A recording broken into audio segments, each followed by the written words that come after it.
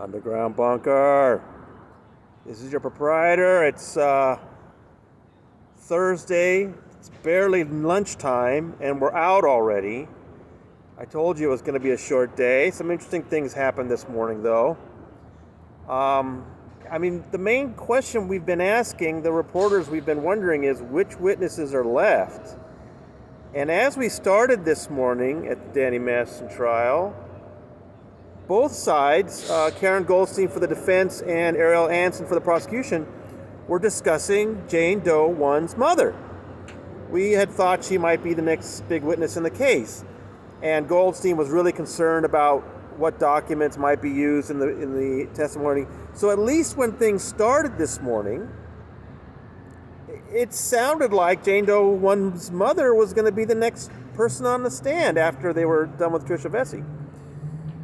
So that's what we were expecting. Then, before things really got going, Judge Olmedo told the attorneys that she had gotten a note from a juror saying that they had stuff planned for Thanksgiving week and they don't want to be here.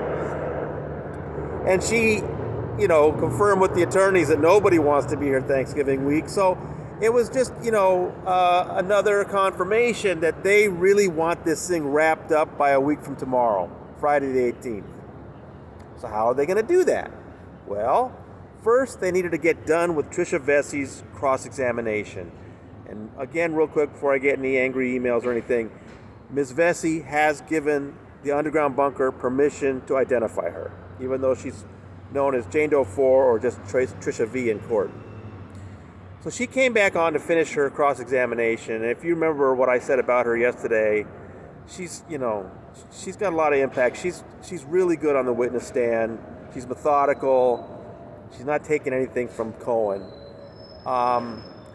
And the thing that he focused on, it was just a brief finish to his cross-examination. The thing he focused on was that, her allegation is she had these two incidents with Masterson in 1996. She had a few other contacts with him over the years. And then in 2013, Jane Doe 2, for the first time, told her that she had been raped by Masterson, although Tricia said she still didn't say anything about it. But then in 2017, when the news broke about Danny being investigated, she then sent a direct message to Christopher Masterson, Danny's brother. And Cohen ended up reading that out loud. And, it was something like, I hope he's okay. This sounds fucked up. You guys have always been really great to me, blah, blah, blah. So, it kind of sounded like, wait, why would she send something like that if he raped her? Well, on redirect, she was allowed to explain, and it was really interesting. Essentially, what she was saying was that Masterson and his circle of friends, hint, hint, were terrifying to her, and she was worried that they would assume she was part of this investigation. And so she sent this message to Christopher just to assure them, don't turn your wrath on me. I'm not part of that. And she talked about that it was sent purely out of fear of what they might be capable of. And of course, she was referring to Scientology without saying its name. But I thought that was a really interesting answer and kind of helped address what Cohen had been bringing up. So, and then, in other ways, she just was not putting up with him. At one point, he was, Judge Olmedo's been pretty good at making sure these attorneys don't get too smart with their questions or belittling or anything. But he was bordering on that with asking her about the shaking that she had said after those incidents with Masterson. When she was around him, she would have this uncontrollable, tremor. And so he started saying, he was being kind of a smart ass about it. And, would you shake when this happened, when you would shake? And then so he asked about some event they'd gone to. Were you shaking then? And she said, I don't have a shake meter. I thought that was a pretty smart comeback to Cohen. This woman, she's, Tricia Vessey, man. Don't mess with her. So, like I said, that didn't last too long. They finished the cross-examination redirect. And they brought Vargas back again, and just to listen to another tape. Now, yesterday I mentioned that they played a tape of Jane Doe 3 that I said that had something in it that the defense might really like, that Reyes kept saying that Masterson was trying to have sex with you and she wasn't correcting him or anything. Well, today they played a tape where Mueller was questioning Jane Doe 3, and she was quite clear that she was fighting him off, not just because he was on top of her, but because he was non-consensually inside her, okay? So very, very clear on that tape today. That just took a short time. We took a morning break, and then it was time for a witness named Rachel Smith, who is somebody that knew Jane Doe 2. Now, before she could take the stand, Cohen objected to her coming on at all, saying, we've heard fresh complaint witnesses, we've heard, no, we don't need another one. Ariel Anson said she was more than that. She was also a prior consistent statement witness. And so Judge Olmedo allowed her to come on. And one of the things I found interesting about her was the first thing out of her mouth was, Ariel Anson asked her, how do you feel about testifying here? And she said, I'm really sad because, we were all friends at one time. And this was before she had explained who she was, how she knew anybody. I just thought it was an interesting opening statement. How did we get here kind of thing.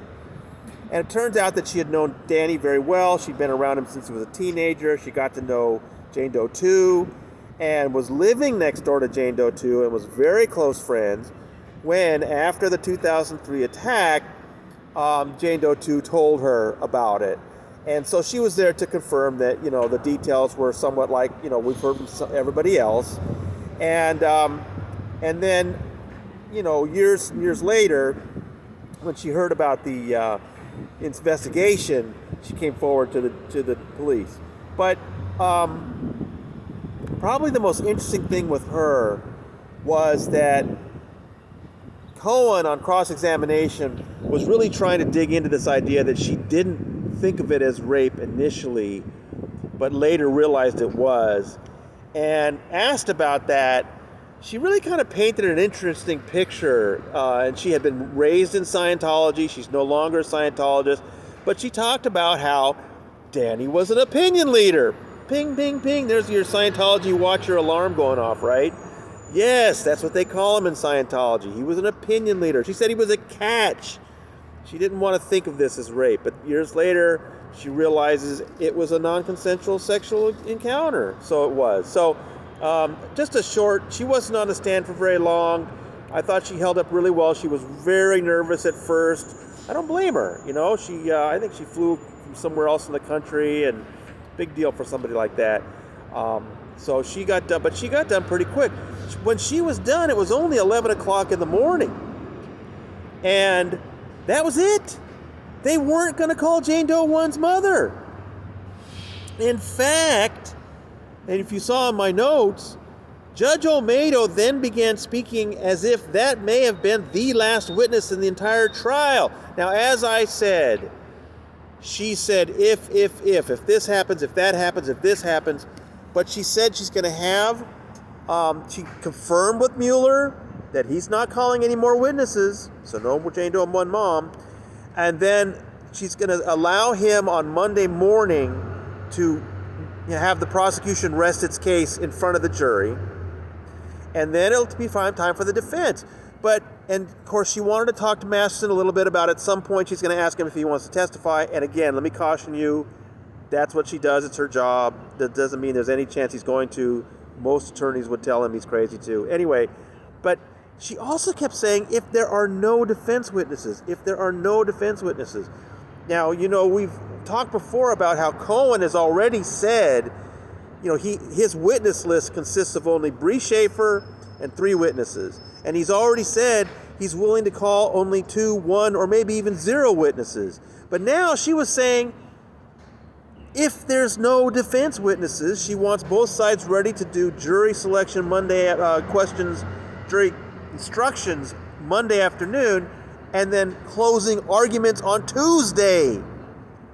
Now, of course, she said if. I think all of us reporters were asking these attorneys, Are there going to be more witnesses? They all kind of give us this like, we'll find out Monday, we'll find out. So we don't know. Is the defense going to call Bree? Is the defense going to call its witnesses? One person in the courtroom came to me and said, how can the defense not put on a case? And I explained that in cases like this, often the defense's case is simply cross-examination of the prosecution witnesses. The defense has put on a case through cross-examination. So they may not feel that they need to call anybody else to the stand. Maybe. But I think it's pretty clear everybody wants this thing finished by Friday, which means they probably need to do closing arguments by Wednesday. So some idea of the scheduling. Things seem to be wrapping up kind of quickly. I was really skeptical that we'd get done today what needed to get done, but they did it. And it's lunchtime and we're done. So, 3-day weekend. I've got some stuff for you guys. I know you'll be in withdrawal, so will I. But this has been another interesting week. Short week, but still very interesting. We're getting there. We're getting there. Beautiful Thursday, early afternoon. And I'm going to go find something to eat. So, from the Clara Shortridge Fultz Criminal Justice Center, your proprietor, signing off.